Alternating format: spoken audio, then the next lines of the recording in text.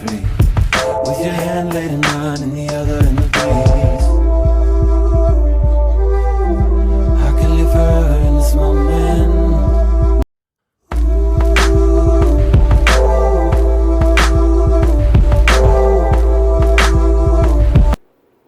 Hey you, welcome back to my channel. I am Naava and welcome to Naava Visionary Studio.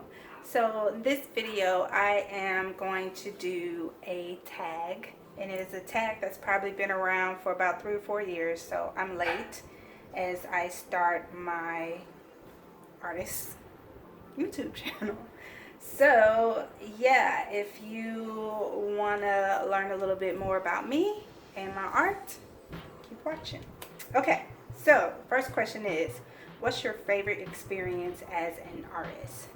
So my favorite, I'm going to say 2, because I had an 11-year gap of not doing any type of artistry, and I do have 2 moments. So my favorite first experience was when I was a senior in high school, and I went to a multicultural high school, and I worked with Hands On Atlanta, and they were curating a project in our cafeteria to draw like a mural wrapping around the walls of the cafeteria, and there were like rectangles, and each rectangle had to represent a different country that was represented in our school. And so I submitted my design, and I believe I chose Korea or China at the time. I can't remember exactly which one. And yeah, it got approved, and so we had to have like 5 key things, like the flower, the bird, just those things that represented that particular country or city. And yeah, it was a really great experience. I got to meet a lot of other artists that went to my school that I probably wouldn't have paid attention to otherwise, and we got a plaque afterwards just to say thank us for our contribution and everything like that. So that was like a really dope, cool experience doing that as an 18-year-old senior working with Hands On Atlanta. And then after my 11-year gap of going cold turkey, coming back, what's been the best experience for me now has just been sharing my artwork on Instagram.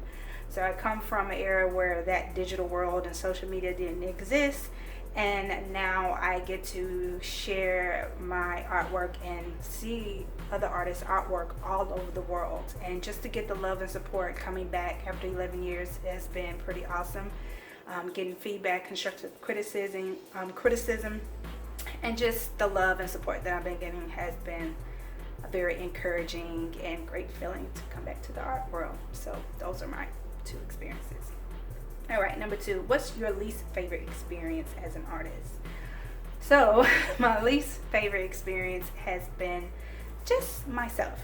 We can be our own worst enemy, and so I can be very critical of myself and impatient with myself because I just want to be to a certain level when it comes to my skill and my style and all of that. So kind of just being in my head too much, being impatient and overly critical with myself is kind of the worst experience that I'm experiencing right now. All right, number 3, what are your dreams, goals for your art? So short-term dreams, goals is just to have like an art show, art exhibit, gallery showcase, or whatever you want to call it, just to hopefully come up with a good collection of body of work that is worthy of being showcased. And yeah, that's all I want to do before I'm 40, which is only a few years away, very few years away. But if I can do at least one, if not a few, that is definitely like a dream or a goal right now, just to, and hopefully by that time when I collect a great body of work that just kind of represents something and embodies me, it will also show off my signature style or something, and that's what I'm just really ready for. Number 4, what's your favorite medium and why? So my favorite medium as of now is gouache or gouache. I'm not sure how to pronounce that, so if I'm wrong, please correct me down below in the description, in the comments. I've only been playing with that medium for about 4.5 months, since December of last year, 2019. And Why I like it is the blendability of it was easier to kind of manage.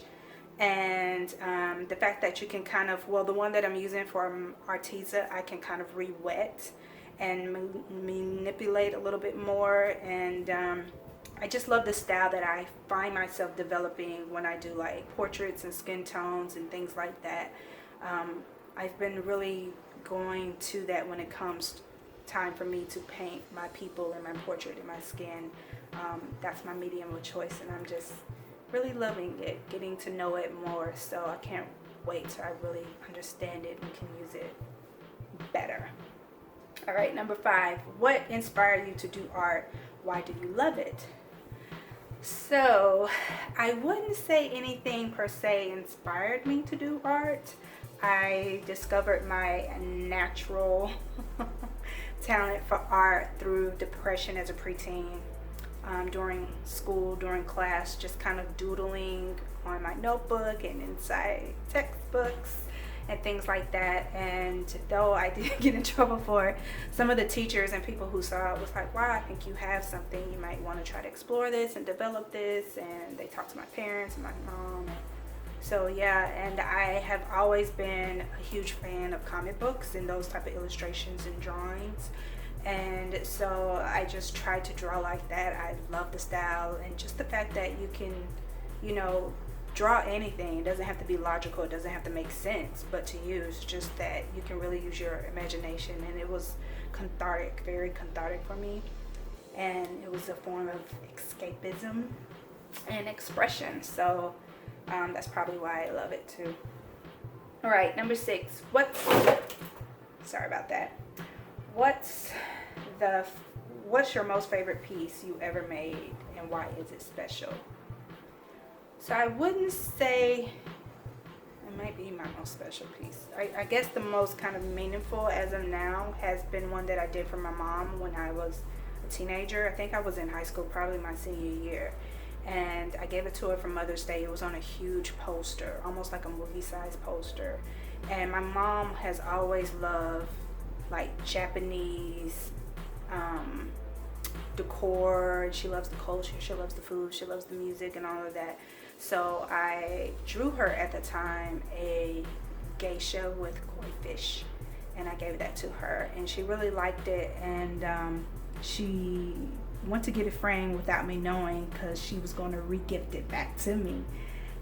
But we never got it back from the guy that was supposed to frame it up, which is unfortunate. I was kind of mad at her because that was a really gift, and I was so proud of it. That was the biggest drawing I ever did at that time, and it was a lot of detail. A geisha has a lot of detail. Koi fish have a lot of detail in it. So I was really proud of myself. It was hard. It took a long time to hide it in her house and then give it to her, because I wanted it to be worthy of her, like putting up on her wall or something, hopefully.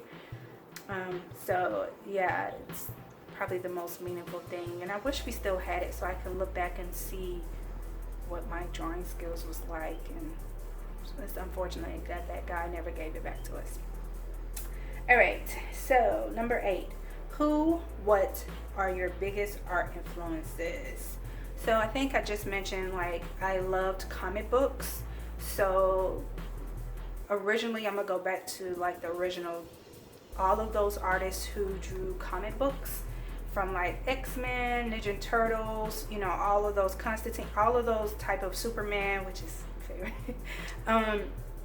Yeah, those were my biggest inspirations. And then like looking at the cartoons, the weekend newspaper cartoon section was like very inspirational. And then I also started sketching clothing designs too, because there were certain clothes that I wanted to wear and they didn't seem to really exist at the time or something, and so I wanted to like start my own clothing. So I would look at fashion sketches and drawings. So those styles were very influential for me at the time. All right, so number 8, what did you learn from being a full-time artist? So I never got to a point where I was a full-time artist. I always did like artwork on the side. It wasn't a full thing. I did like tattoo designs. I did a few murals or paintings, should I say, for like people's homes and things like that, but I never did it full time. So I don't know if I'll ever be a full-time artist because I have one passion that's a little more stronger than art. Okay, number 9, what does your family and friends think about you being an artist? They are very supportive. They think it's very cool, and they've always been supportive. They always gave me constructive criticism. They always did anything to help me improve.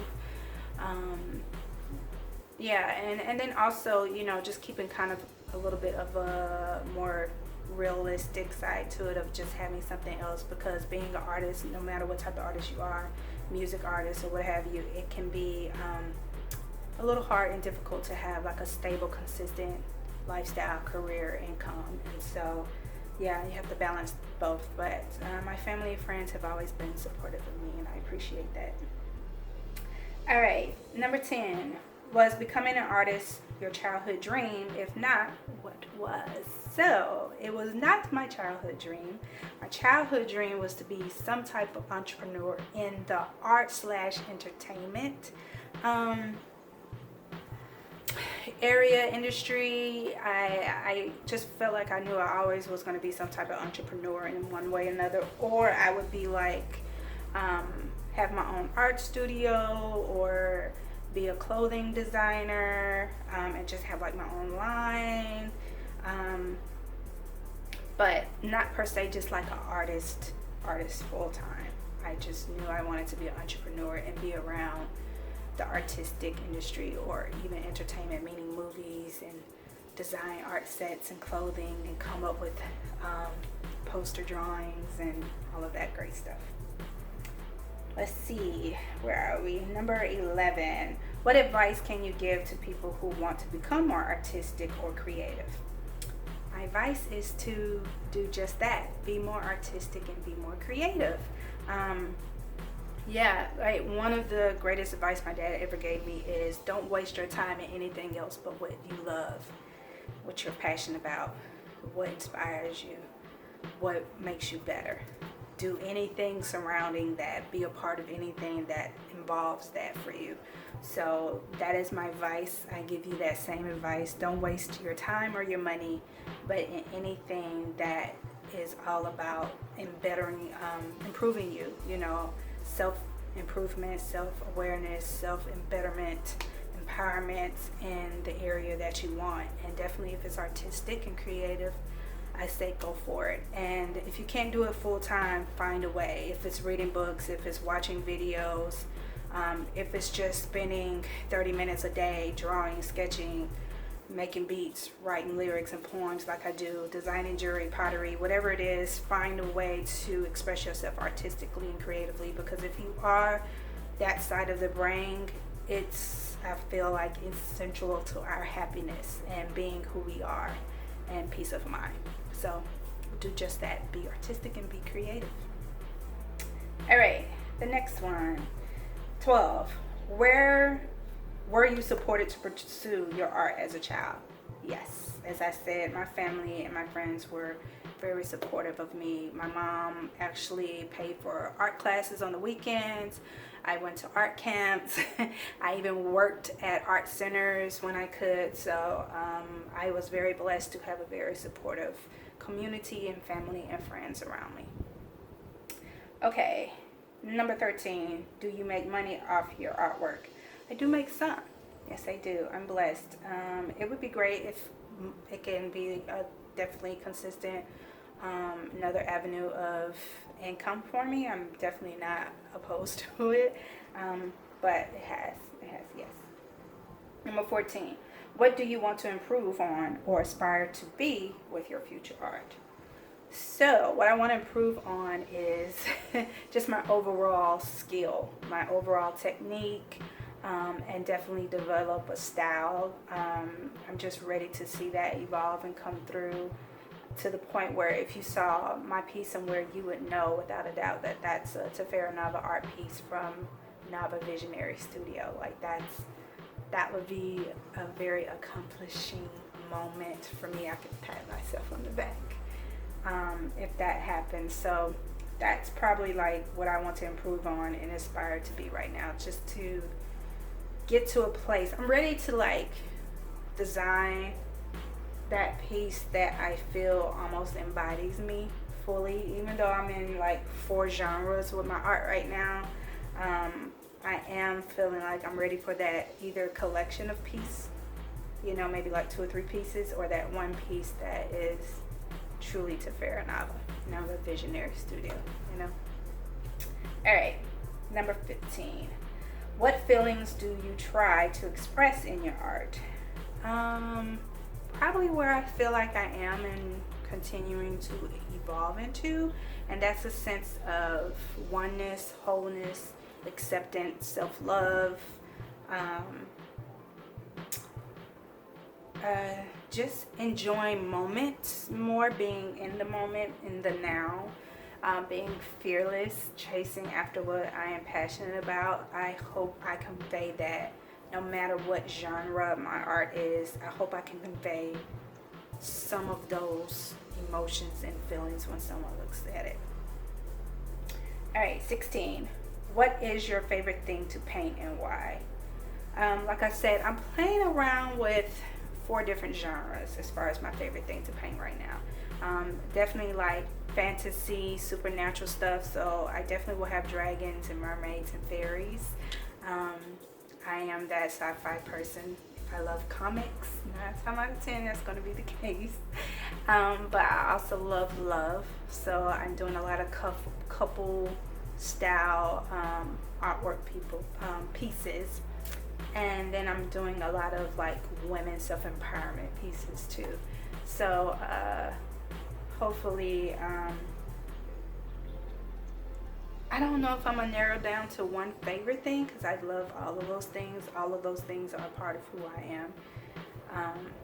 But we'll see. But right now, those are the areas that I like painting. Okay, so number 17. What's the strangest thing you've painted? I don't think I've painted anything very strange yet. I am looking for that kind of out of the box crazy painting for myself. I know I have some. It's definitely not one. I know I have some in me for sure. And so I definitely have things percolating in my brain up there. I definitely have like ideas going around, but I'm trying to develop my basics again and get a little more comfortable with paint again and all these new mediums that I've never played with or used before I go for the ideas that are being concocted in my brain, in my mind, and in my imagination, because I know I would be so frustrated with myself and it'll never be right if I try to probably accomplish them now. But yeah, I haven't done it yet, but I guarantee there's some strange paintings coming. Stay tuned. All right, number 18. Have you ever been hung up after you started a commission, and how did you handle it? So far as my artwork, my painting, I haven't been hung up on anything. I've been pretty good at coming up with a concept, and yeah, so far so good. No hang-ups. Number 19. Do you admit that paint smells good? Do I admit that paint smells good? So excuse me.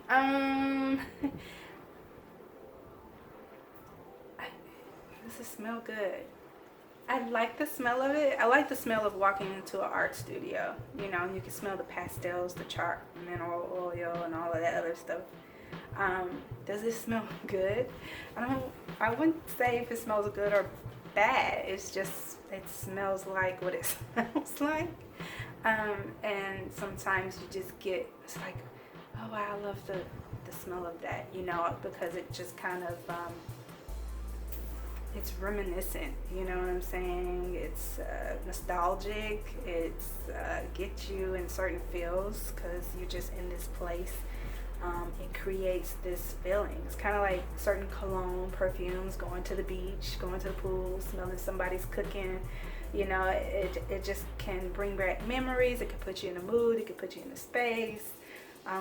That's just kind of what paint does. But it seems like now, after 11 years, a lot of this paint and stuff is odorless, so it doesn't smell quite the same as I remember back in the 90s and early 2000s. So yeah, I don't know if it smells good. It just definitely, when I do smell those things, it's nice. All right, 20. That was quick. What would you tell your younger self? Oh, my younger self. Good way to end this. I would tell my younger self, probably the one that stopped painting it 11 so years ago, to not stop. If anything, just like keep doing it. At least keep drawing. You know, when you hear that cliche about, you know, do something every day that's part of your passion, your goal, your dream, do something towards it every day. That's something I would definitely tell my younger self. Like, you always liked art, it meant something to you. Still do something, no matter how small, towards it every day. Definitely as far as like the painting and drawing. What else I would tell myself? Just be easy, be patient, let yourself go through what you got to go through and evolve from it and grow from it, hopefully learn from it. And love yourself a little more if you can, and trust your instincts above all else. Trust those instincts, that little voice inside of you, and don't be afraid to let the seasons be. And that comes with like people, jobs, situations. Just let them do what they do, baby, because it's gonna be all good. It all works out in the end. So yeah, that would be it.